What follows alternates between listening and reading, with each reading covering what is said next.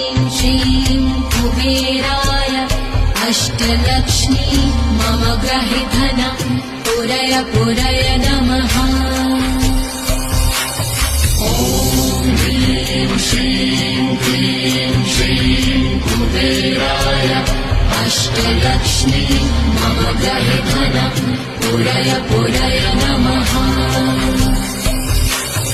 ॐ ह्रीं श्रीं क्लीं श्रीं कुबेराय अष्टलक्ष्मी मम गृहे धनं पुरय पुरय नमः।